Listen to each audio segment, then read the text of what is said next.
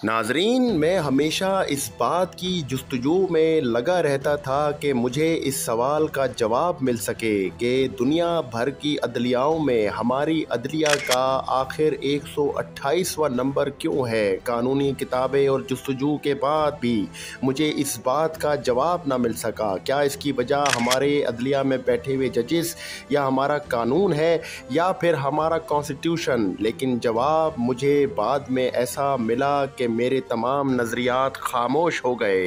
हमारी तारीख में जुडिशरी में बड़े कम ऐसे अदवार रहे जहां जुडिशरी ने कॉन्स्टिट्यूशन को इस्टेब्लिश करने की कोशिश की हो।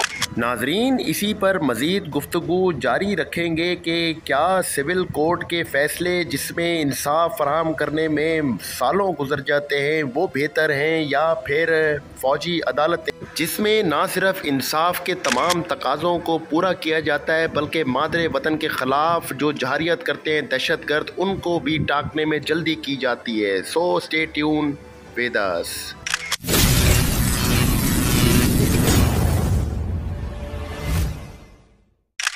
बिस्मिल्लाहिर्रहमानिर्रहीम। अस्सलाम वालेकुम पाकिस्तान। मेहदी हसन हाजिर है आज की ख़ास रिपोर्ट के साथ। यहाँ पर अदलिया के उस फैसले के ख़िलाफ़ जो आर्मी एक्ट के ख़िलाफ़ आया है उसके बारे में आज की बड़ी मालूमाती वीडियो आपके सामने लेकर हाजिर हुआ हूँ। पहले तो हम ये जानने की कोशिश करेंगे कि हकीकत में पाकिस्तान आर्मी एक्ट 1952 क्या है और इससे क्या चीज़ें साबित होती हैं। पाकिस्तान आर्मी एक्ट 1952 में इन जराइम का हवाला दिया गया है जिनका ट्रायल इस एक्ट के तहत इस सूरत में होता है जब इन जराइम का इर्तिकाब कौमी अहलकार करें।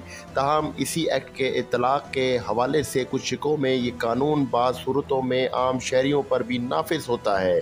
फ़ौजी एक्ट के तहत कार्रवाई की सूरत में मुल्ज़िमान के ख़िलाफ़ होने वाली अदालती कार्रवाई को फील्ड जनरल कोर्ट मार्शल कहा जाता है और ये फ़ौजी अदालतें GHQ एजुडेंट जनरल जंग ब्रांच के ज़ेरे निगरानी काम करती है। इस अदालत का सदर एक हाजिर सर्विस अमूमन लेफ्टिनेंट कर्नल रैंक का फ़ौजी अफसर होता है। नाजरीन, इस्तिगासा के वकील भी फ़ौजी अफसर ही होते हैं। यहाँ मुल्ज़िमान को वकील रखने का हक़ भी दिया जाता है। अगर कोई मुल्ज़िम प्राइवेट वकील रखने की इस्तिताअत ना रखता हो तो फ़ौजी अफसरान इसकी वकालत करते हैं। इन्हें फ्रेंड ऑफ दी एक्यूज़्ड कहा जाता है। यहाँ होने वाली कार्रवाई के बाद मुल्ज़िम अपील का हक़ भी रखता है।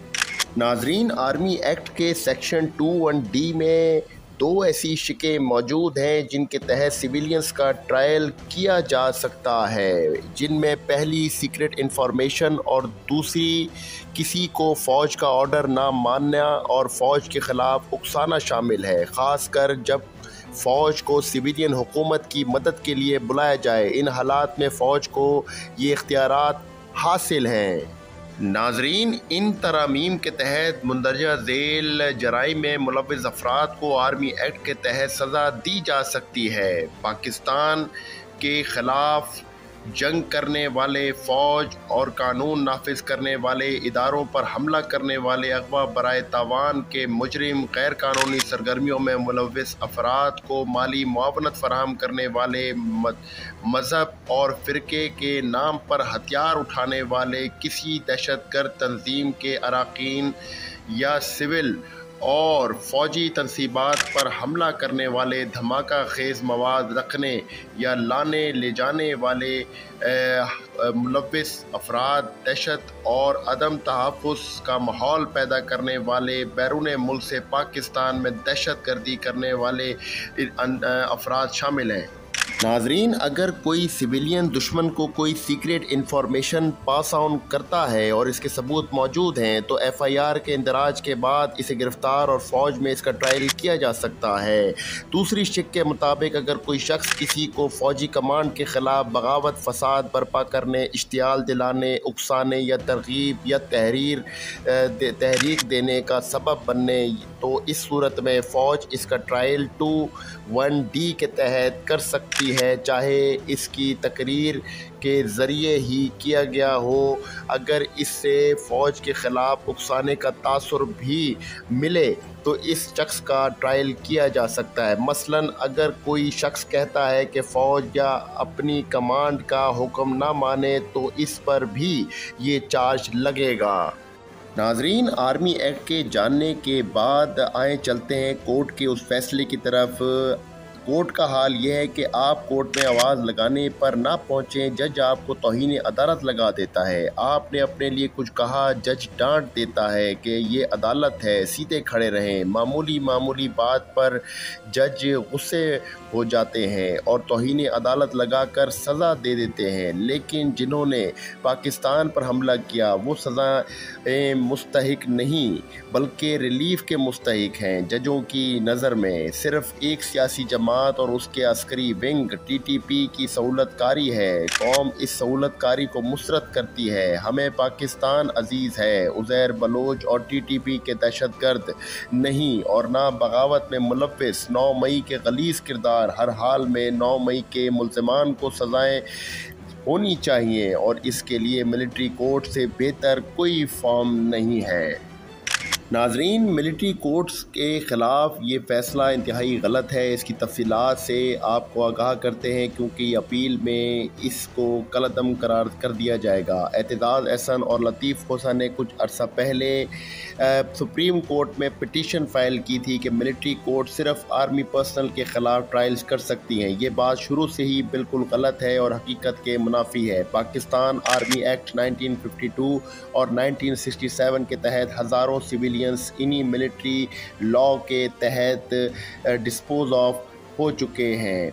सुप्रीम कोर्ट ऑफ पाकिस्तान और कवानीन की रोशनी में मुतअद्दिद फैसले भी दे चुकी है। इस पिटीशन का मकसद एक सियासी फ़ायदे के सिवा कुछ भी नहीं था ताकि एतजाज़ अहसन जो आज बंदियाल को रगड़ रहे थे, जिनकी वकालत बढ़ चुकी है और जजिस ने यहाँ दोस्ती निभाई। दूसरी तरफ इस पिटीशन का असल मकसद 9 मई के फसादात बगावत में रंगे हाथों पकड़े जाने वाले शरपसंदों को मिलिट्री कानून के शिकंजे से भी बचाना है, क्योंकि अगर आर्मी एक्ट नहीं लगता तो क्रिमिनल प्रोसीजर की शिकें लगने से ये PTI के शरपसंद आसानी से छुड़वाए जा सकते हैं, क्योंकि पाकिस्तान के क्रिमिनल लॉ दुनिया में कमज़ोर तरीन है और आसानी से लोगों को मन मर्जी रिलीफ दिलवाया जा सकता है। यहाँ ये बात अहम है कि आर्मी एक्ट के तहत होने वाले फ़ैसलों पर न सिर्फ सुप्रीम कोर्ट बल्कि इंटरनेशनल कोर्ट ऑफ जस्टिस ने भी इसे ड्यू प्रोसेस करार देते हुए तस्लीम किया हुआ है। ये फ़ैसला सुप्रीम कोर्ट के माजी में किए गए अपने फ़ैसले 2014 और 2015 और 2017 के ख़िलाफ़ है। 2015 में 11 जजिस ने civilian trial in military courts को वैलिडेट किया हुआ है। 2017 में भी 5 जजिस ने फ़ैसले को वैलिडेट किया हुआ है। पाकिस्तानी कानून के और आइन के तनाजुर में इस कानून की हकीकत और हैसियत को नहीं झुटलाया जा सकता, चाहे कितना ही झूठ और प्रोपेगेंडा कर लिया जाए। 9 मई के ऊपर पाकिस्तान की पार्लियामान वाज़े तरीके से करारदाद पास कर चुकी है कि इस में शामिल शरपसंदों का ट्रायल मिलिट्री कोर्ट्स में होना चाहिए। अब ये फ़ैसला न सिर्फ पार्लियामान की तौहीन है बल्कि पहले से कायम शुदा ड्यू प्रोसेस है। नाजरीन, 9 मई में किए गए जराइम की फहरिस्त तवील है। ये वो गिरफ्तार अफराद हैं जो GHQ Rawalpindi, corps commander house Lahore पर हमले, PAF base Mianwali, ISI civil lines Faisalabad पर हमले, हमजा कैंप, बन्नू कैंप और गुजरावाला कैंप पर हमले में मुलविस होने पर तहवील में हैं। माजी में भी सिविल अदालतों में ऐसे केसेस में मुलविस अफराद के ख़िलाफ़ कोई मौसर कानूनी चाराजोई ना हो सकी। पहले भी फ़ौजी तनसीबात समेत GHQ कराची एयरपोर्ट और बुट बेस में हमले होते रहे हैं। माजी में होने वाले हमलों के ट्रायल सिविल नहीं बल्कि फ़ौजी अदालतों में चले हैं। तो क्या आज के फ़ैसले के मुताबिक तमाम अफराद को बरी कर दिया जाएगा? अगर 9 मई के मुल्ज़िमान को सिविल अदालतों से सज़ा ना मिली तो अदालती निज़ाम से पाकिस्तानी अवाम का एतमाद उठ जाएगा। सिविल अदालतों से मुजरिमान को छूट मिलने की सूरत में दहशत गर्दी का एतमाद मजबूत होगा और मुल्क में फिर से दहशत गर्दी में इजाफ़ा होगा। नाजरीन, इस फैसले के आते के साथ ही تحریک طالبان پاکستان نے اس فیصلے کا خیر مقدم کیا ہے اور ججز کا شکریہ ادا کیا ہے۔ انہوں نے اپنے ایک پیمفلیٹ کے ذریعے اس بات کی آگاہی دی کہ ہمیں اس فیصلے کو منوعاً قبول کرتے ہیں کہ آپ نے ہمارے حق میں یہ فیصلہ دیا۔